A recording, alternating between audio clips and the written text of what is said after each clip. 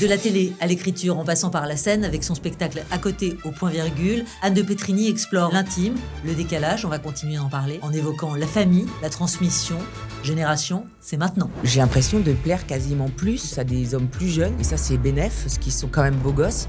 Je comprends qu'en fait, le réal, il filme vraiment mes seins, quoi. En mode, c'est marrant. Vieillir, c'est quelque chose qui me terrifie. T'es amoureuse aujourd'hui ? Non. C'est un sujet qui est là, enfin je veux dire... Ouais, je me suis quand même construite beaucoup autour de ça aussi. Quand j'étais adolescente, je me disais que c'était pas pour moi, que de toute façon, je me détestais tellement, je voyais pas comment quelqu'un pourrait m'aimer.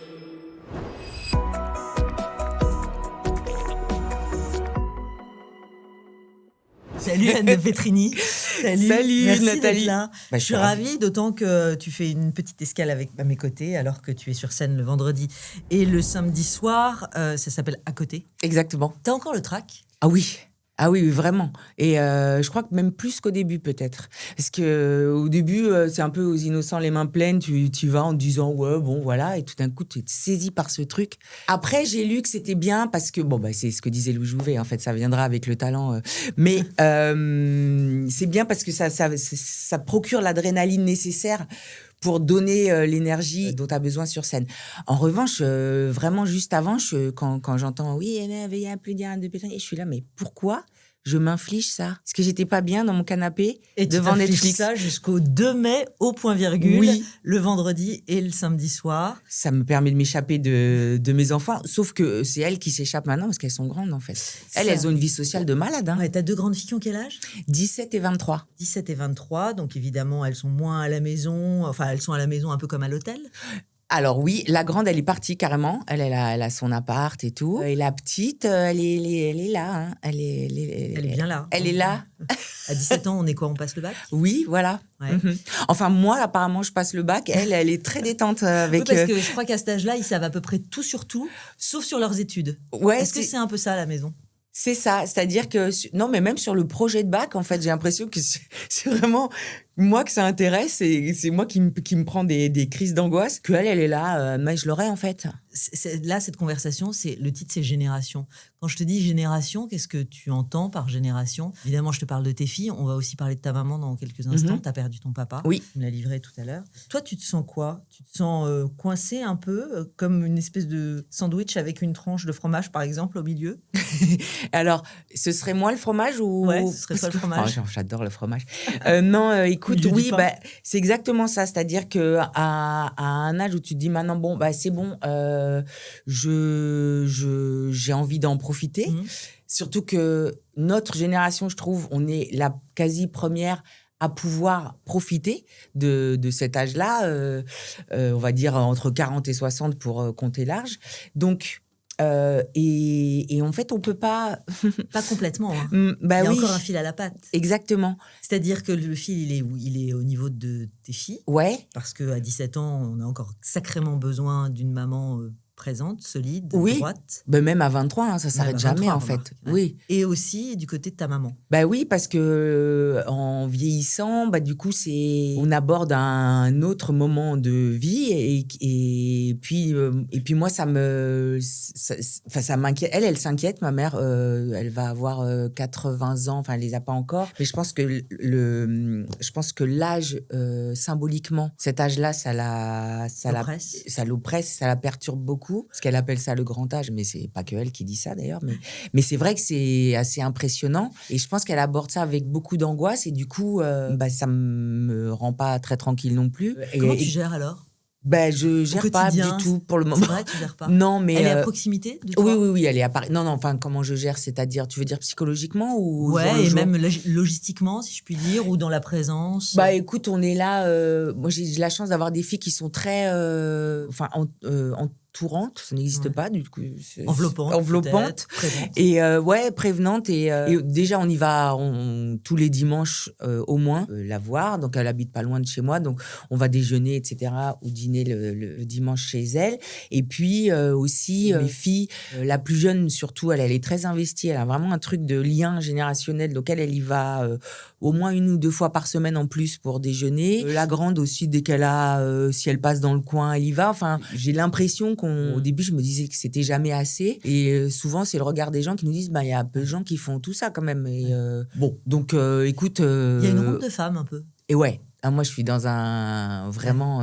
même mes amis, c'est des femmes en général. Donc vraiment, je baigne dans un truc très gynécée depuis toujours, en fait. Toi, alors, au milieu de tout ça, dans cette symphonie, comment tu te sens aujourd'hui à ton âge? Vieillir, c'est quelque chose qui me terrifie déjà et qui ne m'intéresse pas. Vraiment, cette activité, je la trouve nulle. C'est quoi? Tu penses que c'est lié à ta volonté au départ, parce que tu parles de l'adolescence, ta volonté peut-être de faire de la télé? C'était déjà le cas, ado, où tu avais envie de ce métier? Non, j'avais envie de... De quoi j'avais envie? Je sais même pas. J'avais envie d'exister, en fait, différemment. Si, j'avais envie de faire... En fait, c'est pas ça. C'est en voyant les nuls et tout, je m'étais dit, franchement, ces gens... j'avais envie de rire, en fait, je crois, voilà. Au-delà de ça, et ça a vraiment jalonné toute ma vie, ça. Et je me suis dit, écoute, ces gens-là qui font des sketchs et tout, ils sont payés. Et c'est ça, ils se déguisent et tout. C'est trop bien. C'est ça que je veux faire. Je veux jamais grandir, en fait. Et je crois que tout va un peu ensemble. Et j'ai pas du tout ce truc. J'ai souvent des amis que je vois qui sont là, qui trouvent ça beau, les vieux, les photos, et moi, j'ai vraiment c'est terrible, hein, parce que ça m'angoisse vraiment, ça. Ça t'angoisse. Donc, quand t'entends une Meryl Streep, par exemple, des femmes iconiques qui parlent de leurs rides et qui disent combien ça raconte une vie dense, une vie de rencontre, une vie d'aventure, etc. Ça ne résonne pas du tout chez toi. Non, ça résonne pas. Après, je les admire et tout, et oui, je trouve ça super. Qu'est-ce qui t'angoisse en fait, de toi à toi? Je pense que ça va avec ce truc que j'ai toujours voulu incarner de joie, d'être dans la vie en fait. C'est pas là une peur de la mort. J'ai pas du tout peur de mourir, par exemple, parce que je me dis que j'ai fait ce que j'avais envie de faire et que si ça devait arriver, tant pis. Enfin, si c'est le moment, c'est le moment. Vraiment, j'ai pas envie de... Ouais. C'est pas la finitude donc qui t'angoisse, c'est plplutôt la déliquescence. Ouais, enfin, c'est la perte, oui, voilà, d'autonomie, je sais pas. Moi, je me suis Est-ce qu'il y a un truc quand même avec la séduction? Ah oui, c'est sûr. De plus plaire? C'est sûr, ça a été... Je pense que je me suis vraiment construite autour de ça, tout en pensant que je plaisais jamais. Donc, en fait, ça a été vraiment une grande question dans ma vie. Pourquoi tu t'es dit que tu plaisais pas? Je me trouvais pas belle. Ça, je me suis jamais trouvée belle. Donc, ça a été un... Après, j'ai lâché ce dossier en me disant, écoute, quand j'ai eu des enfants, en me disant, écoute, au moins ce corps que tu n'aimes pas t'aura servi à faire ces deux magnifiques créatures. Donc, j'ai commencé à avoir plus d'aménité envers... Ça existe ce mot? De douceur? Ouais, je crois que ça existe. D'indulgence, en tout cas. Il y a un peu classe ce mot que j'ai sorti. Ouais. Pardon. Je connaissais pas, je maîtrisais pas. 1-0. non, je regarderai. Non, voilà, donc j'ai commencé à me regarder avec moins de dureté, puis pour finir en me disant, écoute, de toute façon, t'es coincé là-dedans, on va faire quoi? Essayons de travailler avec ce qu'on a, en tout cas. Mais on n'a pas le choix. Il y a ton reflet quand même, il y a ton image à la télé. Même ça te réconcilie pas? Non, ça a été très violent. Et je pense que ça a été... j'ai voulu peut-être faire ça aussi pour régler ça, parce que ça a été... moi, je me regardais jamais et tout. C'est fou, en fait. Tu vois, c'est aussi ce que j'ai essayé de transmettre à mes filles, parce que je voyais... je me souviens, par exemple, de moments, quand j'étais à Canal, où vraiment... Par exemple, une fois, il y avait eu un événement, Vivienne Westwood, où toute l'antenne devait s'habiller, machin. Voilà. Donc, moi, je suis habillée. Je me souviens comment je me déteste. Mais vraiment, je suis au bord du dégoût par rapport aux autres. Il y avait Cécile, Simone, Mademoiselle Agnès. Elles étaient toutes. Et je me disais, waouh, elles sont belles et tout. Et moi, mais j'avais un truc de détestation en me disant, je suis immonde, quoi. Très bien. On prend une photo de ça. J'oublie l'événement. Et j'ai retrouvé la photo il n'y a pas très longtemps et ça m'a mis une... Et je me suis dit, le temps qu'on perd à se détester, vraiment, enfin, en tout cas, moi, parce que vraiment, en revoyant cette photo, j'étais là, t'étais vraiment... Pas mal, en fait. Pas mal du tout, quoi. Et tu dis, donc... Et c'est drôle, donc ça veut dire qu'on a un vrai pouvoir sur ce qu'on dégage et et ça commence à l'intérieur en fait, en vrai. Complètement. Voilà. Tu dis que quand tu deviens maman, quand même, les choses évoluent un peu. Oui. Ton regard sur toi. Et là, maintenant que tes filles sont adultes, ouais. en pleine possession de leurs moyens, dans leur beauté insolente, très belle, et que tu te promènes avec elles dans la rue. Parce que le regard, en général, il est sur nos gamines maintenant. Oui, mais moi je suis ravie de ça. Connaissance de cause aussi. Non, mais oui, mais c'est déroutant, non, parfois? Non, ça vraiment, c'est pas un truc. c'est drôle parce que j'avais peur de ça en ayant des filles. Je m'étais dit, est-ce que si elles sont belles, est-ce que je vais être dans une compétition? Parce que j'ai autour de moi, j'ai vu et ça c'est terrible, je trouve, des femmes qui rendent, on voit bien qu'elles laissent leurs filles grossir ou qu'elles les laissent, qu'elles les rendent pas, elles les font pas, elles les engraissent pas comme non, ce que je veux dire, mais qu'elles les mettent pas en valeur spécialement, voilà. Et je m'étais dit, j'espère que, parce que ça c'est assez délétère, je pense, pour une fille en construction, une jeune fille. Et en fait, j'ai vraiment pas eu ça du tout. Au contraire, je suis très fière d'avoir fabriqué ça. Ouais, vraiment, j'en reviens pas. Aujourd'hui, on a de cesse d'entendre que la femme de 50 ans, finalement, dans une plénitude totale, que c'est beau une femme de 50 ans, qu'il commence à y avoir des rôles au cinéma pour la femme de 50 ça, c'est ans, vrai. etc. Donc, pas un mirage, c'est pas une vue d'esprit, selon toi. Quand même, le regard change. Toi, tu vois, t'as ton public, au point virgule, le vendredi, le samedi, tu écris un nouveau roman, t'as d'autres envies, t'es appelé, t'es contacté. Tu sens qu'il y a une appétence pour la femme de 50 ans? Écoute, franchement, je sais pas si c'est... J'avais peur de ça. Et en vrai, moi, j'ai l'impression que j'ai commencé à fleurir. Effectivement, les choses, moi, c'est une chance sans doute. Les choses m'arrivent tard. C'est-à-dire... Réarrivent, pardonne-moi, tard. Parce que, pardon, je dis ça, mais... Canal+, t'étais une star. Il y a des vagues dans la vie, de toute façon. On le sait bien. Exactement. Donc, mais voilà, c'est pas linéaire. Oui, donc, mais quand même, par exemple, le roman, l'écriture, ça m'est arrivé là. La scène, ça m'est arrivé là. Et je me dis, c'est ce truc de late bloomer, là. Et en fait, maintenant, je vois ça comme une chance parce que je me dis, écoute, ça veut dire que j'ai encore la vie me garde des plaisirs. Ouais. Et donc, tu sens qu'il y a vraiment une appétence. Ah bah oui.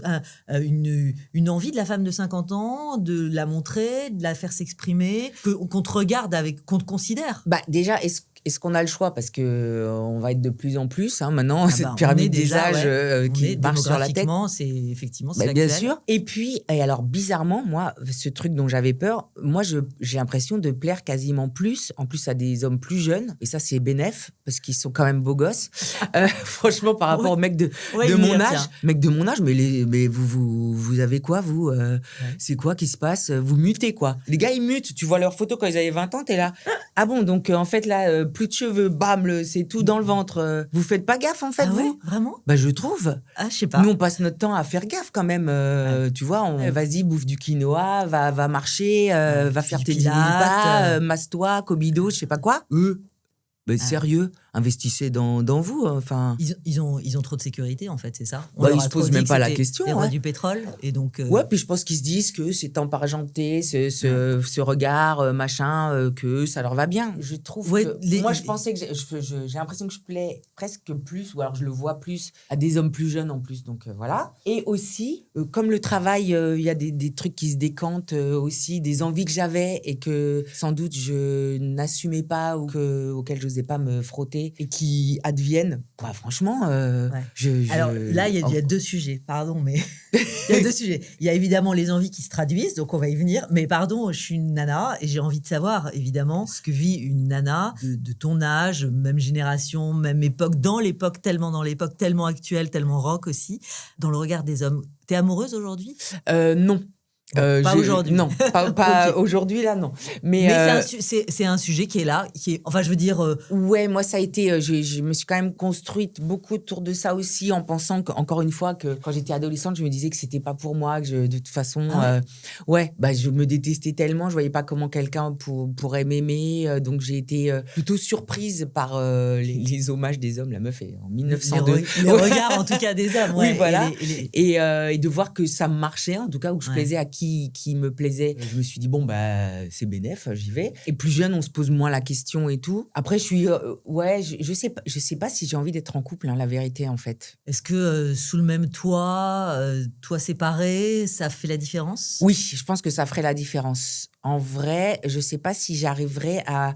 En fait, voilà. Maintenant, pour que je sois en couple avec quelqu'un, il faudrait que ça ajoute 10% de mieux à ma vie. Et ma vie, elle est vraiment super là, telle qu'elle est. Donc, voilà, je pense que c'est le degré de, comme on dit, d'exigence qui a sans doute trop monté, peut-être. Ouais. Donc, aujourd'hui, un homme plus jeune, oui?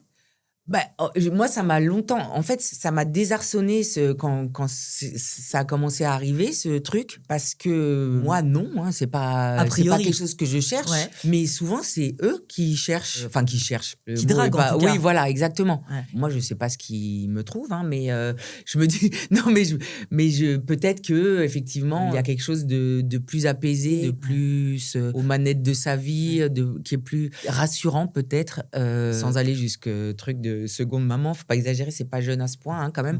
Mais ouais, c'est souvent 10, 12, 15 ans de moins, des gens qui ont... Ouais. Tu me donneras l'adresse. Attends, toi, t'es amoureuse, toi? Moi, je suis mariée, très mariée. Voilà. Très mariée. Bon, c'est bien ça. On va en parler, bien sûr, parce que... mais il y a quand même une question que je me pose, parce que ça fait 2 fois qu'on y vient. Est-ce que tu as bossé le sujet ou pas? Est-ce que tu as enquêté? Tu as cherché à comprendre pourquoi, dans cette adolescence, tu n'étais pas en paix avec ton physique?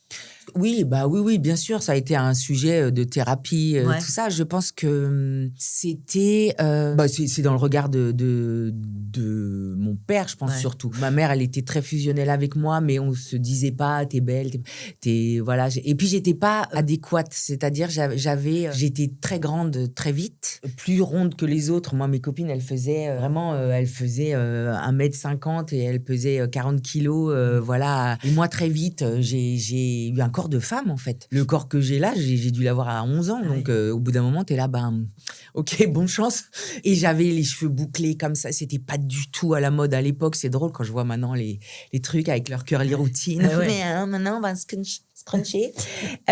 J'avais pas ça. Donc, j'avais aucun modèle de référence.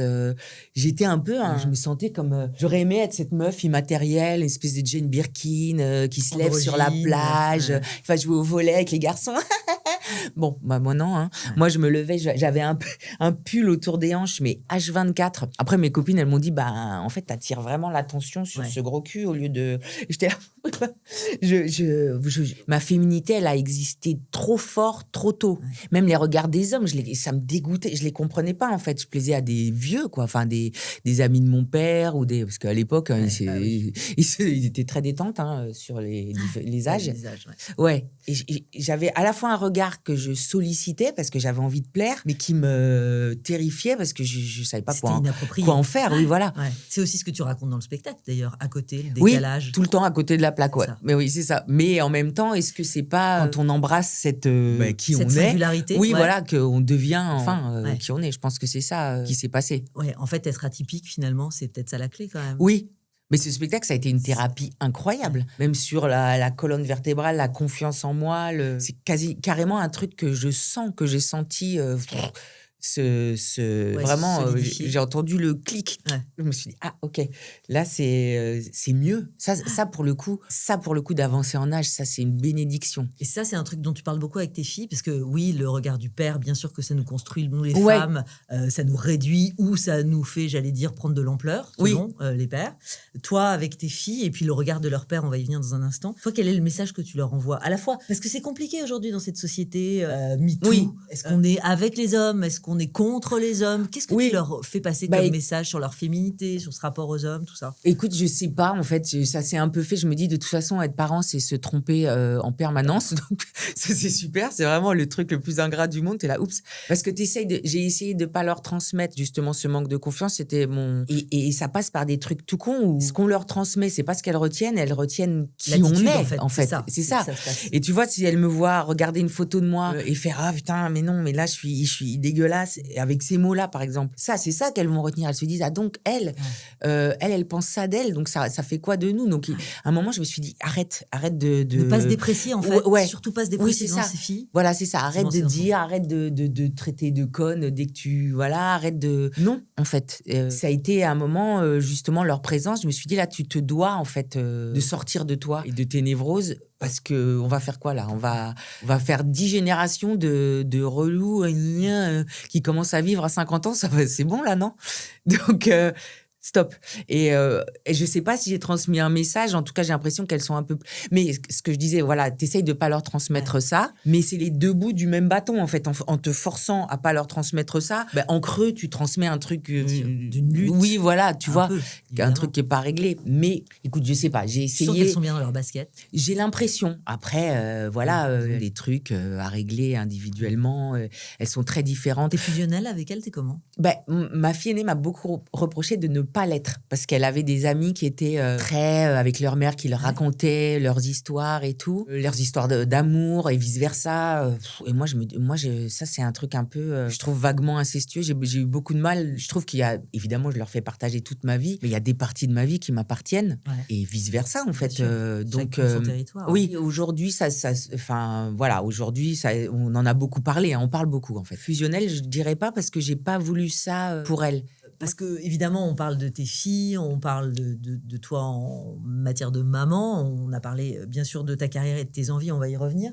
Tes filles, elles sont issues d'un couple, j'allais dire d'humoristes, je ne sais pas si je peux dire ça, mais en tout cas, toi, comédienne, humoriste aussi, romancière, Ramzy, bien sûr, comédien, humoriste au départ. Ouais. Ça donne des gamines qui sont, enfin des grandes filles, qui sont vachement aussi dans cette culture-là. Ah oui, le rire, ça a été, je pense, notre façon d'élever, parce que je pense qu'on n'a aucune autorité, ni lui ni moi, alors que lui dirait qu'il en a énormément, mais je pense qu'elles nous ont vraiment savent nous retourner. Oui, lui comme qui moi. Vous mène par le. Oui, enfin, et puis moi, je sais pas, moi j'adorerais être cette meuf, voilà, la banquière Romy Schneider qui dit un truc, ou une meuf de la mafia qui fait juste un geste et tout le monde ferme sa gueule. Moi, je suis là, non. Ou alors parfois je me dis tiens, là, je vais aller la voir, je vais lui dire ma façon de penser. Donc ça, je me le dis dans mon lit, je suis là, je lui dis ça. Et après, tu vas voir, elle va bien fermer sa gueule. Et j'arrive devant la meuf, je suis là, non mais pardon, mais en fait c'est parce que non mais désolé. Je suis vraiment nulle en autorité. Et la boule au ventre quand elle claque la porte. Ah, mais ça. Mais parce que moi, je sens la claque que j'aurais pris quand je claquais la porte. Moi, nous, on se faisait tarter. Enfin, moi, je me suis fait tarter par mon père. Donc, c'est-à-dire que elle claque la porte, je sens immédiatement le de aller. Moi, même quand je disais genre mais ça va, c'est bon, je partais dans ma chambre et tout, mais moi, je me faisais ressortir de là. T'as claqué la porte? Non, c'est le vent. Non, mais qu'elles sont là en détente. Je dis, mais tu crois que tu fais quoi?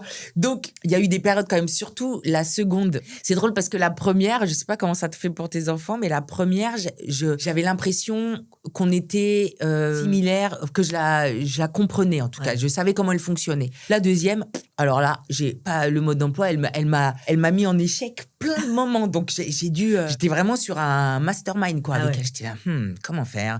Et donc, effectivement, parfois, l'humour ou la blague, ça a été les seuls moyens de la désamorcer. C'est toi qui les as élevées, c'est toi qui les élèves, tes filles. Comment ça se passe avec leur père? Donc, j'ai compris, a priori, en termes de discipline, etc., et de rigueur, vous avez perdu la partie. La complicité, en revanche, entre elle et leur père. Comment t'observes ça et ça donne quoi? Je pense qu'elle l'admire énormément. Et également, elles ont un manque de lui. On s'est séparés. Ava, elle avait que 3 ans et elle a donc 8 ans presque. Je pense que ça a été compliqué pour la plus grande parce que elle nous avait connus ensemble et qu'elle avait un manque de lui. Et je pense que lui, il a été plus présent et peut-être plus dans son prime, plus jeune aussi, et donc et ça a été un enfant, je pense qu'il a vraiment c'était son premier enfant et qu'il a vraiment pas soigné, mais il y a eu quelque chose de cet ordre-là quand même. Et la seconde, quand elle est arrivée, donc elle a plus un manque de lui et donc une façon plus compliquée de fonctionner avec lui. La seconde, en fait, comme elle a pas eu ça, elle trouve son chemin, elle se sent plus libre, je pense. Et donc là, par exemple, Ramzy, il a eu un fils, qui est donc son petit frère, et elle adore ce gamin, et donc je pense que ça a été une porte d'entrée aussi, elle, où tout d'un coup, elle prend les choses il y a moins de colère, il y a peut-être plus de manque, et après, mais elles s'entendent, de toute façon, c'est drôle, parce que ça, c'est ce truc, ça marche toujours, c'est-à-dire, je pense que c'est le mec qui m'a fait le plus rire dans ma vie, je suis pas la seule, et je pense que c'est la même chose pour elle, donc et après, il a un truc hyper touchant aussi, parce que, encore une fois, il fait l'homme, Ouais, il va leur dire ça, il va les empêcher de faire ça. Il Quand peut il y a un un peu mec parader, voilà, quand il y a un mec qui va se présenter, je peux te dire, il va bien. Et en fait, il est là, ouais, salut, ça va. Enfin bon, voilà. Et donc, je pense qu'il est bouleversé par ses filles. De toute façon, le père et les filles, il y a toujours quelque chose. Oui, c'est ça. Il est bouleversé de les voir grandir. Je pense qu'il en revient pas lui-même et qu'il est presque. Bon, après, je sais pas, je veux pas trop rentrer dans une psychanalyse, mais presque pas qu'elles lui font peur, mais qu'il y a un truc de. Un peu impressionnant. Ouais. J'ai l'impression, ouais. Le rapport avec lui, ça donne quoi le rapport avec son ex, quand il est connu, pas connu d'ailleurs, est-ce que ça change quelque chose? J'en sais rien. Je pense que je pense que la notoriété, ça a joué un truc dans la séparation parce que c'est quand même exténuant. Moi, quand je vois les interviews de la femme de Paul Newman, la femme de... Enfin, bref, il y a plein d'acteurs comme ça. Comment il s'appelle, le James Bond, là, pareil. Pierce Brosnan? Non, le tout premier, là.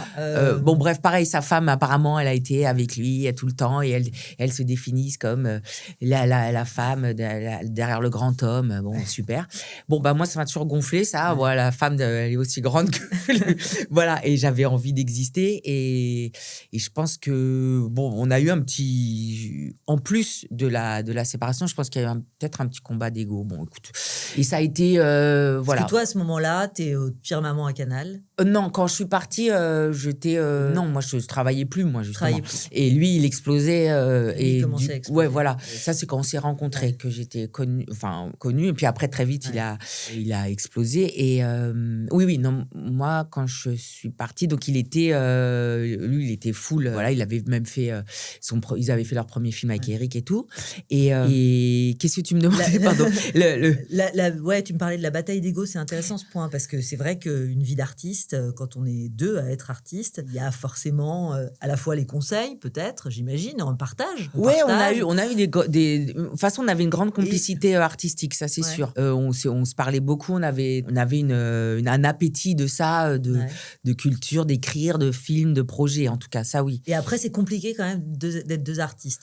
Parce qu'il y a des vagues de notoriété, il y a des vagues de succès. Je pense que lui, il avait peut-être pas... il avait besoin de prendre la place. Moi, à l'inverse, je le disais pas tout sur le moment, mais c'est vrai que après avoir eu ma première fille, où t'as passé la journée à pouponner, à être là, non, mais c'est bizarre, mais elle est constipée ou quoi? Putain, mais de quoi on parle?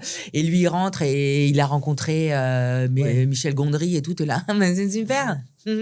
Force à toi. Et toi t'es là. Bon, forcément, je l'avoue. Il y a une petite amertume, ouais. Mais ça n'a pas été ça qui nous a fait nous séparer. Mais bref. Et après, en fait, c'est drôle parce il y a que très récemment où on s'est reparlé normalement. Enfin, j'ai envie de dire comme avant, enfin, dans le sens avec la complicité et la rigolade qu'on avait avant. Parce que pendant tout un temps, en fait, je pense que peut-être qu'il a eu besoin de laisser ça de côté pour refaire sa vie et tout. Vous êtes rencontrés comment? On s'est rencontrés à Cannes comme des bouffons. On était à donc Canal. Au festival? Oui. Alors, oui. Attends, c'était ça? Oui. On s'est rencontrés à Cannes. Pour l'anecdote, je sais même plus, c'était les voitures qui nous amenaient, je sais pas quoi, des navettes à l'époque à Canal. Donc, on arrivait de l'aéroport et lui devait récupérer ma voiture et il était avec Nagui. Voilà, c'est tout. C'est le truc. Et il a fait, oh là là, j'adore à la télé. Super, moi, je te connais pas. Et après, du coup, il m'a fait venir sur H pour voir le tournage. Et voilà. Et c'est là qu'on s'est rencontrés. C'est le grand amour de ta vie, tu dirais ça? Jusqu'ici, parce qu'il y a encore du chemin. Non, je dirais pas ça. C'est le père de mes filles, donc c'est particulier. C'est dans un tiroir à part, en fait, quoi qu'il arrive, de toute façon, parce que j'ai pas d'autres enfants avec quiconque. Non, je dirais pas ça. J'ai pas envie de penser ça. Je pense pas qu'il y a un grand amour dans une vie, en fait. Mais moi, j'aime bien tomber amoureuse et tout, donc T'es une amoureuse? Ouais, vraiment, j'adore ça. Alors, donc, pas en ce moment, tu me disais, mais ça veut dire que... dès que j'ai l'occasion, dès qu'on me dit un truc sympa, je suis là, oh putain, lui, je l'adore. Avant de te dire, oh, mais quel clochard. Tu dragues? Non, ça non. Parce que j'ai pas envie de c'est la peur que ça marche pas, en fait. Ah, c'est ça? Ouais. C'est pas aussi une petite histoire dans l'inconscient collectif, c'est au mec de draguer? Si, aussi, oui. Ça, hein? Oui, c'est comme ça, moi, ça. dès que j'ai été élevée, etc. Et les filles qui draguent, elles font toujours un peu peur. De toute façon, je fais un peu peur, j'ai l'impression, toutes les femmes... font un peu peur pour une raison ou une autre, non? Je sais pas, il y a peut-être les femmes alpha. C'est peut-être ça, oui, je sais pas. pas des femmes alpha, je sais pas. Non, mais de toute façon, Mais c'est quand même compliqué quand même d'exister quand t'es une femme, parce qu'on te reproche à peu près tout. Et son contraire, c'est-à-dire t'es trop grande, t'es trop petite, t'es trop riche, t'es trop pauvre, tu ris trop fort, t'es trop chiante, donc t'es là. Je trouve que c'est compliqué. Et en même temps, t'aurais aimé être un mec? Non. Oh non. Non, je trouve que c'est tellement riche, la vie d'une femme. On se réinvente tout le temps. Je trouve ça passionnant. Moi, vraiment, je te dis, je suis vraiment entourée de femmes que j'admire énormément souvent en plus. Je me dis, la vie des femmes, mais un homme, il tiendrait 1 kilomètre sur nos vies. On parle des femmes, et moi, j'entends beaucoup, et je trouve ça hyper galvaudé, mais tu vas me dire ce que t'en penses. On parle beaucoup de sororité. Ouais. Toi qui es dans le milieu de la télé depuis des années, qui a connu vraiment en plus cette époque très festive de la télé, avec des gros moyens, etc. Cette histoire de sororité, t'en penses quoi? Je sais pas. Effectivement, je trouve que c'est assez galvaudé. Pour autant, récemment, depuis pas très longtemps, c'est vraiment des moments, alors c'est idiot ce que je vais raconter, mais des moments qui m'ont le plus bouleversée dans ma vie, ça a été ça. Enfin, bon, à part le fait de tomber amoureuse, encore une fois, mais apparemment, c'est pas d'actualité. Quoique, je rentre apparemment avec mon signe dans... mon signe, comme je suis vierge, Pluton ou je sais pas qui est parti de mon signe, qui était là depuis 14 ans à me casser la tête, et que là s'ouvre à moi apparemment une ère de productivité, de joie et de moisson incroyable. Et en plus, avec le truc cheval de feu là, rien ne va mal. Ça va être un printemps permanent. Incroyable. Bref. Pourquoi je disais ça? Oui. Et ces moments-là en fait, parce que ce que je trouve bouleversant dans la sororité, on va dire, c'est ce truc de gratuité, on n'attend rien derrière. Bon, d'un mec qui te fait un compliment, qui est sympa avec toi, il y a peut-être toujours un projet, tu sais pas. Mais des trucs idiots, ou de quelqu'un qui va te dire un truc gentil, une meuf que tu connais pas, elle t'a même pas reconnu. La dernière fois, c'est vraiment débile cette scène, mais je sais pas pourquoi ça m'a autant touchée. Je suis dans le métro. Et j'ai des chaussures hyper jolies, Prada, tressées, stylées, machin. Et j'adore ces chaussures. Moi, je fais pas gaffe. Et là, il y a une américaine qui est avec une amie à elle dans le métro. Et bon, elles sont un peu en mode Emily in Paris et tout. Et à un moment, au moment de sortir, juste, elle se tourne vers moi, elle me dit, oh my God, I love your shoes.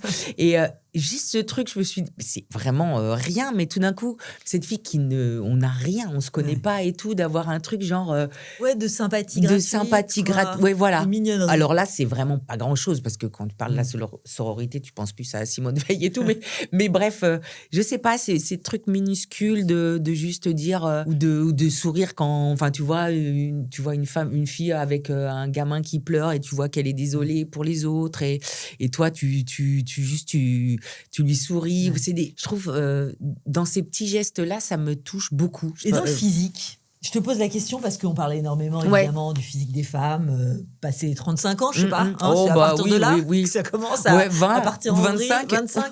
Je sais pas. Le regard des femmes, il est plus, j'allais dire, virulent, intolérant que le je regard trouve pas, des moi. hommes, vraiment de physique à physique, j'entends. Ouais. Moi, je trouve pas. Je trouve qu'on se dit beaucoup plus qu'on est belle qu'avant. Alors, peut-être que c'est aussi un réflexe aussi de donner de la force, en fait. Et en même temps, est-ce qu'il faudrait pas se débarrasser de tout ce concept de beauté qui est quand même un peu fatigant, mais qui fait marcher le monde, en tout cas pour le moment. Du coup, j'y reviens parce que tu me parlais de la peur, finalement, non pas de la finitude, enfin, en tout cas, pas de la mort. Pas de la mort, mais de la vieillesse. De la dégradation. Oui, c'est ça. La question, elle se pose, bien sûr. On est des femmes de télé.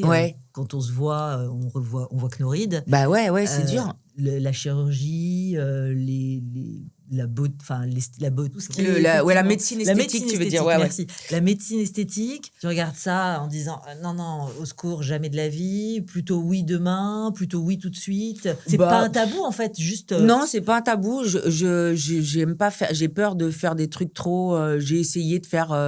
Je fais du botox, une fois par an en général.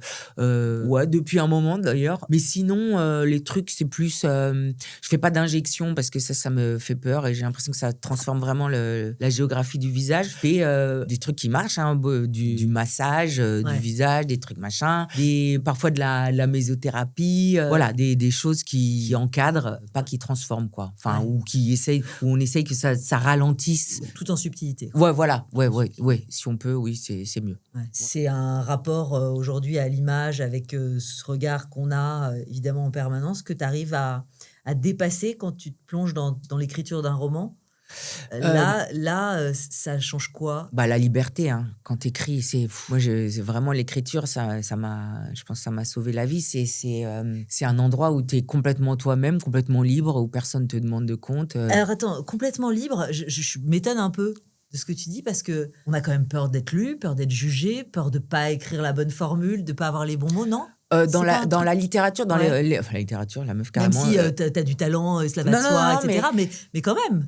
On écrit pour être lu, moi.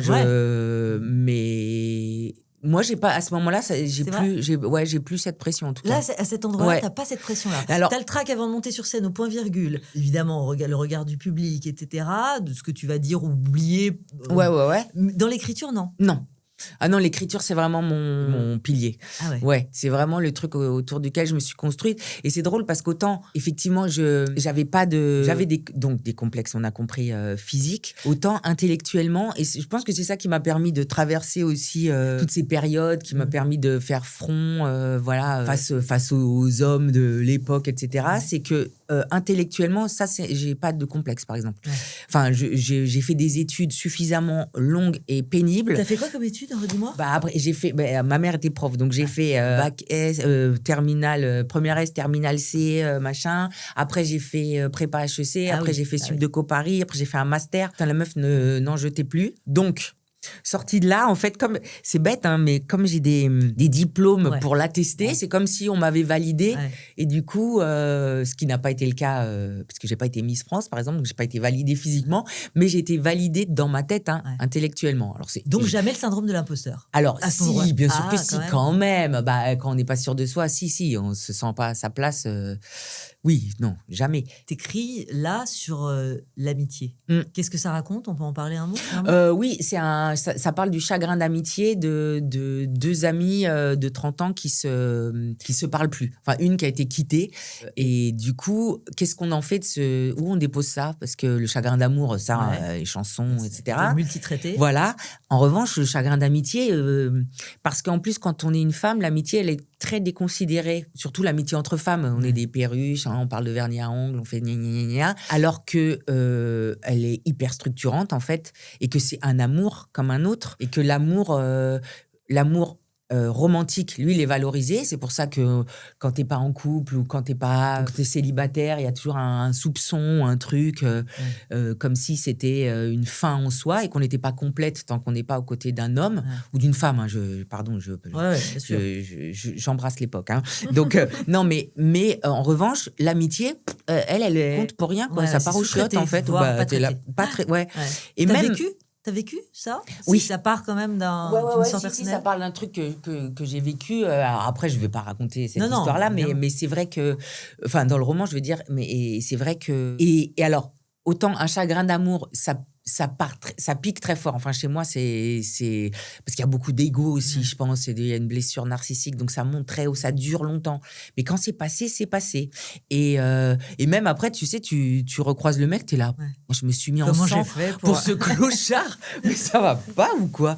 Bref, alors que moi, mon chagrin d'amitié, j'y pense encore. J'y pense. Elle me manque. Et là, l'ego? Parce que en amour, elle me manque pas parce que je me dis je suis géniale, comment elle fait sans moi, donc ça c'est l'ego. Ça c'est ce qui se passe avec les hommes, moi, où je me dis alors donc ils vont tomber sur n'importe qui. Comment ils peuvent se remettre de moi? Ça, c'est un peu mon problème. Ouais, j'aimerais bien qu'on se remette jamais de moi. Voilà. Jetez-vous par la fenêtre, écrivez des poèmes avec votre sang. Bref, mais... Non, mais attends, parce que l'ego, il t'empêche aussi de faire des actions. À la fois, il t'aligne, ou en tout cas, il te donne une force, mais il t'empêche aussi parfois d'agir d'aller taper à la porte. Bien sûr. Bien sûr que c'est nul. Alors, j'ai pas ça, moi, en amitié. Ah, mais alors, pourquoi est-ce qu'il y a toujours ce chagrin d'amitié? Parce que j'ai essayé j'ai essayé plusieurs plusieurs fois et Ça a pas qu'elle pris. ne veut pas, en fait. Et du coup, tu as un truc, tu te dis, donc... et je sais même pas, en fait, la raison. Et je sais même pas si c'est important ou je crois qu'on s'en fout, en fait. On veut toujours, pour clôturer, on veut toujours essayer de comprendre. Mais là, mon problème, c'est que, oui, elle me manque. Et, et elle me manquera toujours, je pense, parce que les gens, ils sont uniques, donc je ne retrouverai pas l'équivalent. Toi, par exemple, en amitié, qu'est-ce qui fait que tu en trahis ou désemparé, ou en tout cas que tu romps? Qu'est-ce qu'il faut faire pour... Moi, ça m'est jamais arrivé. Il faudrait vraiment me faire moi, j'en sais rien, en fait. Vraiment me faire une crasse. Après, je pense que là, dans ce qui m'est arrivé, c'est ça qui est incompréhensible. Enfin, parce que c'est une espèce de tragédie lente et silencieuse, en fait, et douce, presque. C'est que je pense qu'on n'a pas le même... Enfin, on a des chemins qui se sont éloignés, voilà, tout simplement, en fait. C'est pas... Je pense qu'elle avait plus envie, donc ça, c'est qu'est-ce que tu veux faire à ça? Et je lui apportais moins que ce que je lui prenais, sans doute, sans m'en rendre compte, évidemment, mais c'est quand même, j'ai ma part de responsabilité, donc c'est forcément ce qui s'est passé. Et moi, je dirais, je sais pas, j'ai jamais consciemment comme ça rompu un lien, j'ai l'impression. T'as des amitiés durables. Ouais, je suis vraiment un vieux chien, et puis surtout, et ça compte fort dans ma vie. De près ou de loin, l'objet de ton prochain roman. Oui. T'as des envies de réalisation. Oui. Parce que t'as touché à tout, tu touches à tout. T'as été avec un homme, donc face caméra. Toi, tu l'as été beaucoup. Est-ce que, réaliser quoi? Moi, en fait, là, moi, j'ai réalisé 3 films. Le premier avec Ramzy, qui s'appelait Il reste du jambon, c'était en 2010. En plus, qui avait... Et qui avait été... c'est drôle parce que réal, c'était pas du tout un truc que j'avais en tête parce que je savais même pas ce que ça voulait dire, en vrai, pour être honnête. Ouais, ça veut dire quoi, d'ailleurs? C'est quoi? C'est diriger davantage? Diriger les acteurs réalisateur, dans en fait, ta version à tout, toi? c'est être Dieu sur un plateau. C'est-à-dire, tu décides de tout, de la couleur de la moquette, à comment il joue, au son que tu veux. C'est toi qui fasses. C'est comme faire un enfant. Exactement la même chose. C'est à tous les niveaux, t'interviens. Et ce qui est très différent dans ma vie, comme tu as bien compris que j'étais le chef de rien. Non, mais tout. Non, mais tu vois ce que je veux dire, dans le sens où je me sens jamais... là, tout d'un coup, c'est comme ce que je dis à ma fille qui veut faire le même métier, ma fille aînée, je lui dis, c'est comme vraiment le moment où tu réalises, c'est la descente à ski. Moi, j'aime pas le ski, mais bref, t'es là, tu prends les œufs, tu mets ta combi, t'as envie de pisser, t'enlèves ta combi, tu prends ton forfait, il passe pas, ah putain, et tout ça, c'est très long et très chiant. T'as la descente, et ça, c'est la réal. Ça dure donc rien par rapport au process de faire un film, mais c'est le moment où tu voles, quoi. J'ai adoré ça, surtout, d'autant que ce premier film, bref, je l'écris et tout, et après, je trouve un producteur, et lui, et à l'époque, enfin, même encore maintenant, il y a assez peu en France juste de réalisateurs seuls, c'est-à-dire souvent, c'est de faiseurs, quoi. Souvent, c'est les auteurs, voilà. Et c'est des auteurs-réalisateurs, c'est des gens qui ont écrit leur film, qui le réalisent, voilà. Et donc là, trouver quelqu'un pour juste le réaliser, il trouve pas. Et à un moment, à force le truc est financé et tout, il me dit t'as qu'à le faire. Je me souviens encore, t'as qu'à le faire. Je fais, mais je ne sais même pas ce que ça veut dire. Quand même. Oui. Et je suis là, je me dis, je vais commander des livres sur Amazon. Moi, je suis très scolaire, donc je me dis, faut que je me renseigne. En fait, voilà. C'est comme ça que je sais travailler, moi. Donc, je commence à lire des trucs, des livres de Woody Allen. Bon, on peut plus trop dire Woody Allen, mais quand même, à l'époque, c'était... Un maître à l'époque. Oui, quand même. Et de Scorsese, machin. Je commence à me documenter. Et du coup, j'ai fait ça. Et après, j'ai adoré. Vraiment. Et après, j'ai fait un deuxième qui était une commande, mais qui était sur une prof. Et comme ma mère était prof et que j'ai beaucoup d'affection pour ces gens qui me... Ouais, les pauvres, franchement, qui s'en prennent plein la gueule et qui sont pas payés. Enfin, c'est vraiment les esclaves du... Ouais, c'est dingue. Et ils s'occupent quand même des enfants des gens, qui apparemment, c'est le truc le plus important pour les gens, sauf quand ils sont avec des profs, quoi. Donc, bref. Et donc voilà, ça c'est le deuxième, ça s'appelait L'école est finie, avec Bérangère Krief, ça c'était 2018 je crois. Et après j'ai fait pour la télé aussi une commande, mais sur un sujet que j'adorais, c'était un remake de I Feel Pretty de Amy Schumer, qui était sur Netflix. Et que voilà, qui n'a pas été écrit par moi, que j'ai juste réalisé, mais qui était pour TF1, ça. Oui, voilà. Donc il y a vraiment un savoir-faire. Donc là, j'ai re-envie. Il y a des envies de nouveau. Oui, là, j'ai... Donc plutôt un long, plutôt une fiction télé. Alors, j'ai signé de tout. J'ai signé partout, là. Après, ça ne veut pas dire que tout ira jusqu'au bout, puisque, il faut trouver des diffuseurs, des trucs. J'ai signé deux, 3 unitaires, un truc pour le cinéma, Bon, après, tu sais pas à qui c'est destiné, Ouais. mais l'idée, il y en a un que là, je suis en train d'essayer de me faire produire, où là, vraiment, ce serait pour le cinéma. Et donc, t'écris toute seule? Non, j'écris pas toute seule. J'écris, là, celui que j'ai envie de faire vraiment, c'est une autre forme de chagrin d'amitié. C'est un film qu'on a écrit avec une amie scénariste sur une amie à nous qui est morte d'un cancer. Et ça, effectivement, ça, c'est ces âges-là, c'est le truc pénible, je trouve. C'est que t'arrives et ça commence à arriver, ça. T'es là, mais c'est quoi ça? J'ai pas prévu ça, moi, en fait. Ouais. C'est la mort horizontale, là, de quelqu'un qui est... Parce qu'un parent, c'est dur, mais c'est dans l'ordre des choses, on va dire. Là, tout d'un coup, t'es là, bah, pas du tout, on va pas faire ça, en fait. Et donc, voilà, c'est une comédie, quand même, le film, mais ça Douce parle... amère. Ouais, mais parce qu'on essaye d'en rire, de la mort. Ça me fait penser à un point qu'on n'a pas abordé. Autour de 50 ans, on commence à avoir des mots, MAUX. On n'imaginait pas il y a 10 ans ou même il y a 6 ans. Ouais. On passe plein de temps en rendez-vous médical plutôt qu'en... Bah, oui, C'est ça aussi? Alors, pas tant. Pas Moi, tant. moi, je me suis mis à faire du sport. Alors, j'ai mal. Du coup, quand je me lève, j'ai mal parce que je me raconte que c'est des courbatures et pas que j'ai un vieux dos. Ça a pas mal aidé quand même. Je me suis mis à en faire vraiment régulièrement. J'ai pris en main, en fait, une espèce d'hygiène de vie. Ça veut pas dire que je bois pas et que je fume pas. Mais quand même, maintenant, j'ai compris que ça comptait. Ouais, et qu'il fallait que ce soit toi qui, effectivement, gère prenne un peu de l'autogestion Exactement. De son organisme. Et c'est pas mal, hein, d'ailleurs. C'est intéressant aussi, ça, je trouve. On n'en a pas conscience parce qu'on se dit tout fonctionne quand on a 20 ans. 30, Oui, et puis tout d'un coup, tu es là, j'ai mal. Bah, comme dirait l'autre, je sais plus qui c'est qui disait ça dans son spectacle. Ça veut dire que je suis vivant. Hein, Comment tu vois la suite quand alors on a parlé de toi, je voudrais revenir sur ta maman un instant parce que oui, on est nous cette génération sandwich, hein, ça a été théorisé vraiment, ça c'est s'appelle vrai. comme ça, c'est la première fois en fait dans l'histoire de l'humanité qu'elle existe, cette génération sandwich, parce qu'on fait des enfants plus tard. Oui, d'accord, parce qu'on est en lien avec les deux. Exactement, on est vraiment, on fait des enfants plus tard, on s'en occupe vachement, parce qu'on est quand même très impliqués, beaucoup plus que nos parents avec nous, je crois. Et on s'occupe aussi beaucoup de nos parents parce qu'ils vivent davantage, ils vivent plus longtemps. Donc on est ce qu'on appelle cette fameuse génération sandwich. Tu penses à la suite pour elle? Elle, vous en parlez? Non, je vois qu'elle a peur, enfin, et que du coup, elle a un truc ce qui est touchant d'ailleurs, de me déléguer des choses, de redevenir une petite fille, en fait, à des réflexes de petite fille, des fragilités de petite fille, je dirais. Et du coup, ça me touche. Après, ça me fait peur et pour le moment, je n'y pense pas. J'ai mis ça sous le tapis. Je sais bien que, moi, je suis fille unique en plus, donc voilà, quoi. Et je me dis que ça sert à rien d'essayer de projeter un truc qui, de toute façon, on ne sait pas ce qui va se passer. Donc voilà. Aujourd'hui, elles font quoi, tes filles et est-ce que tu as peur pour elles sur le plan professionnel? Il y a une mutation totale. Il y a évidemment des métiers qui vont disparaître avec l'intelligence artificielle. Est-ce que tu leur dis non, surtout, faites pas comme vos parents, surtout pas, ou tu les laisses plutôt naviguer? Je les laisse un peu naviguer. Encore une fois, j'ai ce truc de me dire, écoute, j'ai fait des enfants pour qu'ils s'envolent et pour qu'elles soient elles-mêmes, surtout. Et ça, j'avais compris avec ma première fille, vraiment, quand elle est née, au bout d'une demi-heure, j'ai compris que c'est quelqu'un, en fait. C'est quelqu'un d'autre que toi. C'est pas une prolongation de toi. Donc, elle fera pas... Ça sert à rien d'essayer de lui fourguer tous les trucs que t'aurais aimé faire et que t'as raté et que c'est pas une prolongation de toi-même. Tu ne vas pas la télécommander. C'est pas un... Voilà. En vrai, j'ai souvent cette discussion quand j'entends les gens dire « Mais les jeunes aujourd'hui, quand même, c'est dur. » Mais c'est dur, mais pardon, mais nous, c'était quoi?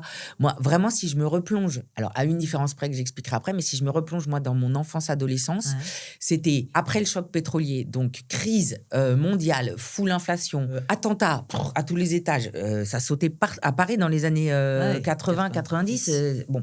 Ensuite, sida, ok, bienvenue. Donc, en fait, tous ces trucs-là qu'on a cochés, attentats, Covid, en fait, en vrai, on a une espèce de symétrie, à la différence près, plus la crise. Et moi, je me souviens quand je suis rentrée en école de commerce que vraiment, la directrice de l'ESCP, elle nous a dit, c'est fini, hein, le temps des cerises, là, vous allez... Le plein emploi, vous aurez une carrière en dents de scie, vous allez vous retrouver au chômage et ce diplôme-là ne vous protégera même pas. Donc, on était là, mais super, on a bien fait. Donc, la différence, et elle est quand même de taille, je dirais, c'est quand même la fin du monde. C'est-à-dire cette menace... Non, mais Ah c'est oui, oui. cette menace qui pèse La planète, ouais, vraiment. Et cette menace diffuse, en fait, dont on Ouais. parle de moins en moins, puisqu'on passe son temps à s'écharper, je sais pas, Front National, tout ça, au lieu d'adresser les vrais problèmes, qui sont ça le vrai problème, en fait, je pense, moi. Et ça, cette menace, quand même, ils sont nés avec l'idée que ça allait pas durer, alors que nous, non, quand même. Ça, c'est la grosse différence. Pour autant, je me dis, écoute, nous, on s'est bien inventé dans ce bordel. J'ai une grande confiance en eux, moi. J'ai pas peur. Ouais, tout est une menace, mais nous, souviens-toi, là, c'est plus fort, mais les écrans, les trucs, ok. Ouais. Mais nous, on nous disait, les jeux vidéo, ils vont se jeter par la fenêtre. La télé, c'était diabolisé. Tout a toujours été diabolisé. Et je pense qu'ils trouveront leur chemin, moi. De toute façon, ils n'ont pas le choix. Voilà. Donc, tu les mets pas plus en garde que ça. Je me dis, ce que je voudrais, c'est qu'elles se réalisent, là, pour le coup, au sens très large du terme, autant que moi. Je me souviens, quand elles étaient petites, souvent, avant de partir à l'école, on regardait par la fenêtre et je leur disais, mais combien, à votre avis, là, dans les gens qui marchent, combien il y en a qui sont contents d'aller à leur travail, à votre avis? C'est pas la majorité, hein. Et la chance que j'ai eu, moi, je trouve, c'est quand même en grande partie celle-là, c'est de pouvoir vivre d'un truc que je ferais gratuitement, qui est une passion, quoi. De te réjouir quand tu vas bosser. Ouais, voilà. De même pas dire que c'est du travail. Ouais. Et du coup, alors, bon, c'est un tableau angélique que je te dépeins, c'est pas que ça, mais quand même, et je voudrais qu'elles accèdent à ça, quel que soit le chemin qu'elles choisissent. Et si elles choisissent ça, par exemple, la petite, là, pour le moment, elle a dit qu'elle voulait être actrice. Au début, je me dis, c'est dur parce que beaucoup d'appelés, peu d'élus. Mais bon, qu'est-ce que tu veux faire? Quand je repense à tes débuts à Canal, etc., l'époque a changé, encore une fois, on était dans des moyens colossaux. Vraiment, c'était un spectacle vivant. Oui. C'était le regard de la hiérarchie, le regard des hommes sur une nana comme toi à l'époque, ça donnait quoi? Et ta liberté de pouvoir proposer, d'insuffler. Alors, ça existait. Oui, ça existait. Et ça, c'est d'ailleurs ce qui était extraordinaire avec Canal. Je pense pas que j'aurais pu percer, on va dire, à la télé, sur une autre chaîne. C'est qu'il y avait un encouragement de la spontanéité de chacun, mais intelligemment. C'est-à-dire, moi, c'est la télé de Grève que j'ai adorée, en fait. En vrai, c'est parce que parfois, tu proposais un truc, et il voyait bien que c'était un peu faiblos et il te le disait. Je disais non, ça marchera pas, c'est pas intéressant. Et en même temps, il avait une vision presque à ta place. Et ça, c'est rare de tomber sur quelqu'un qui projette quelque chose sur toi, qui a envie de faire quelque chose de cette chaîne. Vraiment, il avait les mains dans le cambouis tout le temps. C'était un visionnaire. Exactement. C'était un visionnaire et avec une irrévérence, une fantaisie tellement géniale, quoi. Et donc après, c'est drôle que tu parles de ça parce qu'après, le regard des hommes, moi, je trouve que c'était pas assez. J'étais en mode, je me disais, d'accord, donc personne me drague, en fait, moi. Alors, attends, pardon, mais la condescendance, le sexisme, le machisme, tout ça, Alors, j'ai pas vu, je le vois maintenant, à travers le regard de mes filles, en fait. Oui. C'est-à-dire, je relis certains trucs ou expériences qui me sont arrivées, parce que elles, je les vois, parce que je leur raconte parfois de façon candide un truc, elles sont là. Mais t'es sérieuse? Mais dis donc, et toi, t'étais là, genre, tu disais rien. Nous, on était construits. Enfin, c'est pas une excuse, hein, mais c'est vrai que ça ne passait même pas à aucun moment je me suis dit ça c'est pas normal. Plein de fois c'était pas normal, mais comme je pense que moi j'étais construite et que quand même si je m'aimais pas tout ce qu'on veut, j'avais quand même un respect de moi qui était un plancher un peu solide. Ça c'est grâce à ma mère, je pense. Vraiment eu un truc et donc je pense qu'on me respectait dans le sens où je trouvais et souvent je le disais, je me disais arrêtez de me respecter, en fait, les gens, c'est chiant. C'est pas si chiant que ça, en fait, avec le recul. Et parce que par exemple quand il se passe, c'est arrivé des trucs, tu vois, des mecs qui te mettent des mains au cul, des trucs mais vraiment en détente, hein. Mais moi je savais que je pouvais faire tu t'en débarrassais par toi-même. Oui, je pouvais, je sais que ça irait pas plus loin. Et presque on trouvait ça, on devait trouver ça drôle, en fait.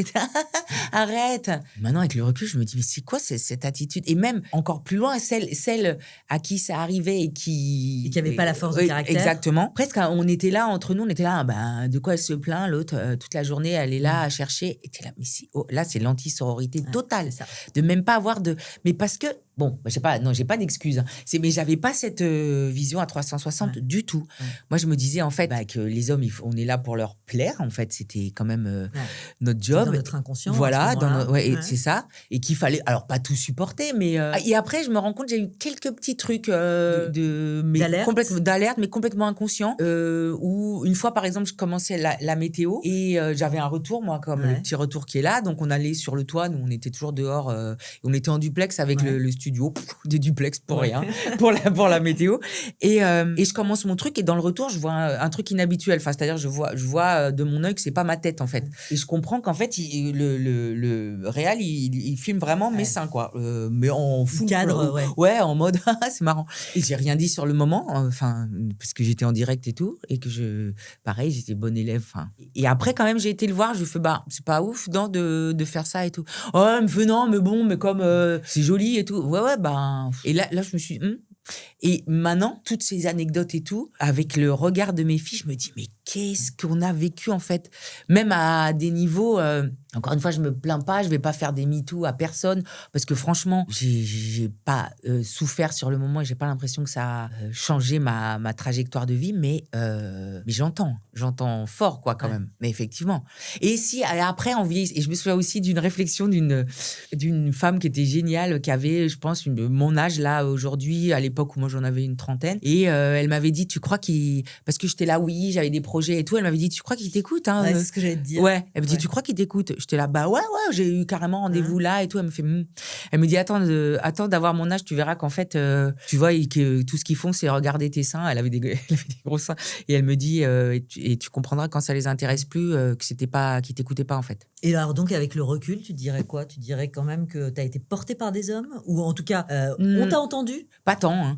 C'est vrai qu'en fait, tu dois plus te battre. Tu es vraiment la stagiaire, même à 45 ans, tu dois encore prouver davantage, il faut faire 2 fois plus. Il faut faire 2 fois plus. Et aussi, je pense qu'on s'autorise moins aussi, de facto. Je pense qu'on se met en retrait. Enfin, moi, en tout cas, je me suis souvent pas autorisée en me disant que j'étais pas légitime. T'es bon, mais meuf, ça y est, tu sais comment ça marche quand même. Demander une augmentation, par exemple? Non, ça c'est pas... Oui, l'argent, il y a que maintenant. Et je me dis, c'est fou, c'est libérateur de fou, en fait. Parce que les gens, en fait, ils t'accordent de la valeur aussi en fonction de ce que toi, tu penses que tu vaux. Sûr. Et même, je sais, à Canal, il y avait Ariel Saraco, elle m'avait dit ça, elle m'avait dit, c'est fou parce qu'on parlait de ça, de ce truc de légitimité. Et elle me dit, moi, quand je mets des annonces en interne pour un poste, elle me dit, parfois, j'ai des femmes, mais ultra capées, enfin même trop pour le poste, qui viennent en s'excusant, un peu les pieds en dents, en disant, c'est pas trop mon domaine, mais j'aimerais tenter ma chance et tout. Elle me dit, en revanche, les mecs, ils arrivent en mode, bon, alors que eux, ils viennent... ils étaient au standard l'année d'avant, quoi. Mais c'est pas du tout mais c'est une espèce de truc qui est fou, quoi. Tu demandes des conseils aujourd'hui à l'intelligence artificielle pour savoir comment il faut négocier ou pour... De fou. Bah oui. Bah si. Sur toutes les thématiques? Surtout sur les thématiques de ça ça m'a aidé à des endroits pour justement pas m'excuser ou pas être la grosse dépendante affective, genre où tu sens qu'il y a de l'affect dans ton travail, de pas faire non mais tu sais, par exemple, t'envoies un texte, là ça m'a fait ça par exemple avec mon éditeur, là, c'est marrant parce que je lui envoie 2 chapitres, donc c'est le nouveau roman, et d'habitude en fait on fonctionne comme ça, j'envoie 2 chapitres qui montrent un peu la reine, etc., et lui s'il valide ça, je lui envoie 2 par 2 après. Et souvent il est content et plutôt assez enthousiaste. Là, je lui envoie, j'ai pas de nouvelles pendant genre 3 jours. Hein. Attention, c'est pas grand chose, mais ça peut vite faire monter l'anxiété. Et là, je commence et là, je me dis, là, je vais lui écrire. Bon, apparemment, t'as détesté, comme j'aurais fait d'habitude. Et là, je me dis, non, je vais faire un petit passage. Je demande à ma copine, parce que c'est une fille chez moi, ChatGPT, apparemment. Et elle m'appelle bébé et tout, parce que je l'appelle bébé aussi. Elle me fait, allez, et elle me fait, commence toujours comme ça, j'ai envie de la monter en l'air. Elle me fait, OK, on respire. Elle me fait, tu vas pas du tout envoyer ce message. Voilà, pas cette voix, mais je sais pas, j'ai l'impression. Donc, elle me dit, tu vas pas du tout envoyer ce message. Elle me dit, voilà, là, c'est ton... Là, et en fait, c'est pas con. Hein. Elle me dit, là, en fait, tu remplis le vide, un truc de ton angoisse. Et c'est toi, tu te parles toute seule, en fait. Personne n'a rien dit, en vrai. Les questions, les réponses. Exactement. Ouais. C'est plus dans ces trucs-là que je lui demande. Et sentimentalement aussi? Ah, sentimentalement, moi, il me tire les cartes, carrément. Mais attends. Attends, je prends note. Il faut que tu Alors, me je lui dis, quelle est la version qui tire les cartes de... Et tu lui dis, t'es une voyante, là, maintenant, je te charge de cette mission. Parce que si tu lui dis pas, il va faire, mais je ne suis pas médium, tu sais très bien que tu vas surinterpréter. Bon, écoute, je dis, je sais ce que je fais, je sais que, de toute façon, que j'appelle une voyante ou que je t'appelle toi, je suis en train de faire une connerie. Donc, toi, c'est gratuit, donc allons-y, hein. Donc, c'est gratuit, je vide des lacs allègrement, ça, mais exactement. oui. Mais bref, et tu lui dis, t'es une voyante, et écoute, fais-moi un tirage en 3 cartes sur telle ou telle situation, voilà. Et elle me dit, donne-moi un peu de contexte. Je dis, moi, voilà, j'ai rencontré lui, machin, j'aime bien, nanana. Ok. Et donc, elle te fait un tirage, souvent, évidemment, à ton avantage. Ah oui. Et après, je lui pose la question. On n'est pas dans l'objectivité du tout. Enfin, en tout cas, on ne sait pas. On sait pas, tellement... évidemment. Et parfois, mais j'ai lu des trucs, regarde, des voyantes qui disent, en vrai, c'est pas si délirant que ça. Ouais. Parce que je lui dis, mais tu fais un tirage, c'est-à-dire, est-ce que tu te sers de mes textos, de mes trucs, est-ce que tu vas fouiller dans mon téléphone et tout? Elle me fait, non, je te fais vraiment un tirage comme je fais, je tire 3 cartes au hasard et je les interprète à la lumière de ce que tu viens de me dire, effectivement. Mais Donc, ce rôle de psy, l'IA, ça te trouble quand même? Moi, j'ai même eu une psy qui m'a dit, c'est pas si délirant que ça, hein, parfois. Parce qu'en fait, ils sont disponibles H24. Et oui, et tu peux tout leur dire. Parfois, tu n'oses pas dire à quelqu'un. Et puis, ils accumulent du savoir sur toi. Donc, en fait, en vrai... Alors, moi, je trouve que c'est comme avec les gens, en fait. Je pense qu'il faut pas paniquer parce que les limites, on les voit. À des moments, tu es là. On les voit à notre âge? Oui. Avec un degré bien de sûr, maturité, oui, bien sûr. Écoute, je sais pas quoi en penser. Moi, je trouve que se méfier de la technologie, c'est pas un move que j'aime bien parce que, voilà, qu'est-ce qu'on fait? Alors, de toute façon, on va pas, tu vois. C'est comme vouloir revenir au franc ou quoi, c'est trop tard, c'est là. Maintenant, effectivement, naviguer autour de ça, mais déjà, par exemple, les réseaux. Moi, je trouve que les réseaux, c'est pire que... C'est un truc qu'on n'a pas géré et toujours pas. Et ça, c'est quand même vraiment plus problématique. Je trouve que ça mindfuck les gamins beaucoup plus que... Moi, s'il y avait eu besoin de se poster comme ça, là, comment je me détestais, là, de se prendre en photo tout le temps, est-ce que ça m'aurait aidé ou est-ce que ça m'aurait appuyé sur la tête? Je sais pas. Hein. Aujourd'hui, tu t'en sers des réseaux. Oui. Tu communiques, comment ça s'appelle ce format? C'est des sketchs. T'es entre le sketch et le réel, les trucs. Ouais. En fait, j'ai fait différentes choses parce que tu peux pas en fait sans. Ouais. Donc pour faire j'ai fait différentes choses. J'ai des formats, donc parfois je le fais avec Ava d'ailleurs, parce que c'était mes filles c'était elles qui me gonflaient. Parfois tu dis une phrase, elles éclatent de rire et elles sont là. Non mais là, elle n'a pas la ref, maman. C'est quoi la rêve? Et donc voilà, donc ça, j'en ai fait quelques-uns où j'explique comme si j'expliquais aux parents et aussi, et ça me fait rire parce que les réflexions des parents, ils sont là, putain, j'ai fermé la gueule de ma fille là tout à l'heure. Il y a beaucoup de... La victoire. Et donc on fait ça. J'ai fait des sketchs aussi pour promouvoir le spectacle qui était sur une fille qui est constamment à côté de la plaque. Et ça, c'était avec Simone, le site féministe qu'on était hébergé aussi là. Voilà, en fait, je fais en fonction de mes envies. J'essaie que ça me ressemble quand même, que ce soit pas complètement... Parce que scénarisé. Voilà, tu vois. Travesti. Et en même temps, j'ai beaucoup de mal avec ça quand même, parce que faire sa propre promo, c'est un délire pour moi. Je comprends pas, t'es là... C'est hyper impudique, en fait. C'est hyper impudique, merci, ouais. Moi, je parle très peu de moi, en fait, en vrai. On a l'impression que oui, mais en fait, tout ça, c'est assez... limite, t'as tes limites, tu connais. Ouais, vraiment. Mes filles, j'ai mis longtemps avant, et j'en parle très peu. Parfois, je te dis, Ava, elle intervient, mais au début, je la taguais même pas. Je suis pas à l'aise avec ça, en fait. Je trouve ça très bizarre de flasher vraiment. Enfin, c'est très exhibe, le truc, quand même. Tu parlais de Simone. C'est quoi pour toi le féminisme aujourd'hui? Alors, on va pas philosopher. Tu te sens quoi? Féminine dans le fond, féministe dans le fond, féminine dans la forme? Peut-être en disant ça, parce que c'est une formule qui pourrait... Oui, c'est bien. Elle est pas mal, cette formule. Elle est pas mal. Ouais, ça, c'est bien. Non, j'ai l'impression d'avoir été... Parce que j'avais déjà... Très jeune, ma mère, c'était drôle, je pense qu'elle avait des vraies envies de féminisme. J'allais au bout de cette phrase, qu'elle n'a pas mis en application pour elle. Mais encore une fois, le respect d'elle-même et tout, ce qu'elle m'a transmis, ça, elle l'avait. Et on avait, c'est drôle, on avait au-dessus de nous, dans notre immeuble, une famille, la femme était américaine et elle était connue à l'époque, je crois. Elle allait tout le temps sur des campus américains pour faire elle avait un truc de féminisme. Elle était très exubérante. Elle était pas souvent là. C'était un personnage qui me fascinait un peu. Et c'était drôle parce que ma mère, elle disait tout le temps, donc elle, quand elle est là, elle s'appelait Danielle. Elle me dit, donc Danielle, elle est là à faire ses grandes théories sur le féminisme et elle avait ces trucs. C'est la meuf en kimono kimono, un peu, tu sais, avec des cheveux, enfin, c'était des clopes, machin, incroyable. Elle fait ses grandes théories en attendant qui garde ses gosses. C'était ma mère, en fait, qui hérissait toujours des gosses. Donc, elle me dit, c'est drôle parce qu'elle... Bon, bref. Mais donc, et cette phrase de ma mère que j'ai toujours entendue sans penser que je l'appliquerais, mais quand même, j'ai toujours appliqué, c'était « ne dépend jamais d'un homme ». Voilà, financièrement.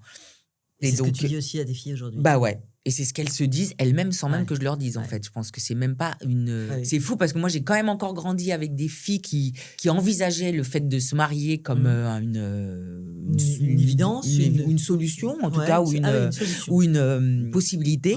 Plus du tout, quoi. Même le couple. Hein. Mes filles, c'est presque organique aujourd'hui de se dire qu'on est autonome à tous les endroits. Bah, c'est normal, en fait, en vrai. Tu vois, quand tu penses à... Ma mère, elle avait encore des copines, donc elle était prof, elle travaillait, mais par exemple, j'entendais mon père dire, rigoler fort à table, je me souviens, quand il y avait des amis et tout, et dire cette phrase, il faisait, de toute façon, ton salaire, ma chérie, ça paye à peine nos impôts. T'es là, déjà, ça paye les impôts, donc de quoi tu te plains, en fait? Enfin, pourquoi avoir besoin de dire ça? Et en tout cas, elle gagnait sa vie, et ça me paraît complètement normal, en fait. Donc, voilà, donc j'ai l'impression que là, aujourd'hui, je te dis, même la notion de couple, hein, mes filles et tout, c'est très... La petite, peut-être bizarrement plus classique, elle, je pensais plus, que la grande qui a... elle a pareil, elle a son cercle d'amis et tout. Elle me dit, franchement, elle a des mecs dans sa vie et tout, mais elle me dit, là, des soirées entre choisir, entre voir mes amis, je travaille tout le temps et tout, ou passer une soirée avec mon mec, elle me dit, je préfère voir mes amis, en fait. Et puis plusieurs vies.